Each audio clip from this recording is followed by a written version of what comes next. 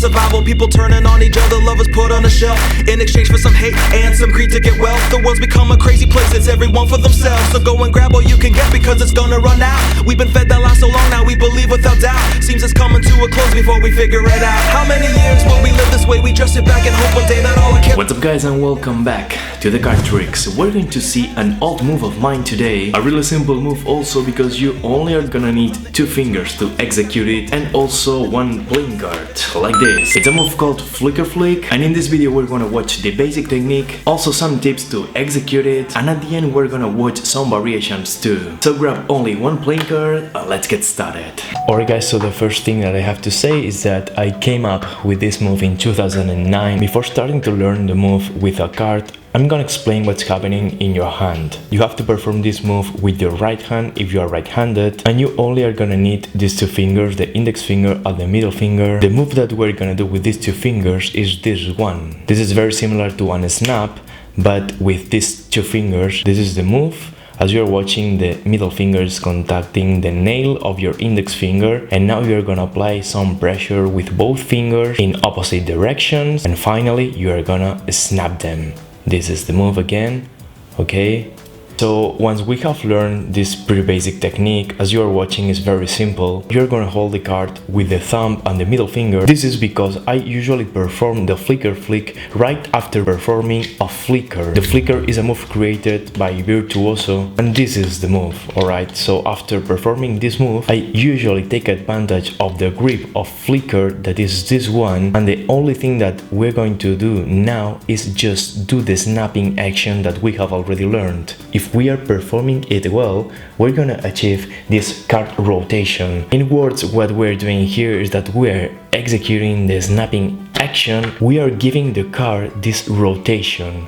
So what we're gonna achieve here is a playing card rotation and also a throwing move from our left to our right. I think it's pretty interesting in card history, all the moves that gives the card a rotation, because almost every time that we achieve this rotation, we can do a throwing action of the playing card. And this is exactly what's happening in Flicker Flic. So we are giving the card this rotation. I repeat exactly every move. We are grabbing the card just like this with the middle finger here in this side of the card. In the face of the card, I'm grabbing it with the index finger, just achieving this grip. This is the flicker grip, and now we are flicking the card, executing this move that we have already learned.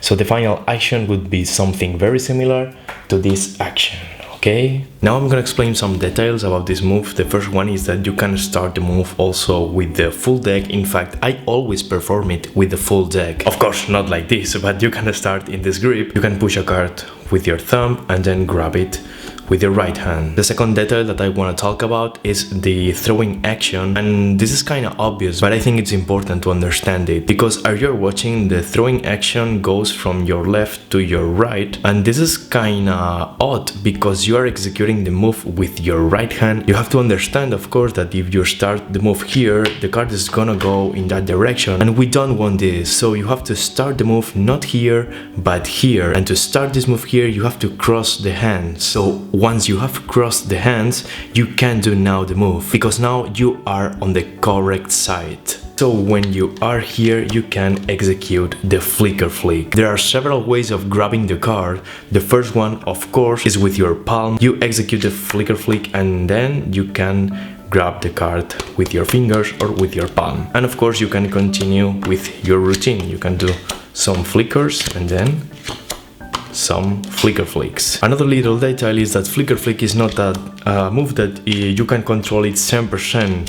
So maybe sometimes the card is gonna land here, and other times the card is gonna land right here. I think this is not a negative point of the move, and that's why Flicker Flic is also funny for you, because it's so unexpected that you don't know where the card is gonna land, maybe here or maybe a little bit more to your right. While you are executing Flicker Flic, you can also, in some point of the routine, put your left hand behind your back and keep doing the move. I think this little detail gives to the move a lot of elegance. I personally love in cardistry the moves that can allow you to do it with one hand and with the other hand put it behind your back. Some little extra ideas, guys: you can also grab the card with your back palm like this and then grab it with 2 fingers again. Maybe this is a little bit advanced because it's a little bit hard, but you can also grab the card with your left hand. You are performing Flicker Flic, and at the end you can grab the card like this. In fact, guys, the limit is your imagination. You can also end like this if you want. I personally didn't try it, but you can do it if you want. There's a little detail that I would like also talk about Flicker Flic. I would like to be honest with you guys, because Flicker Flic is not a move that works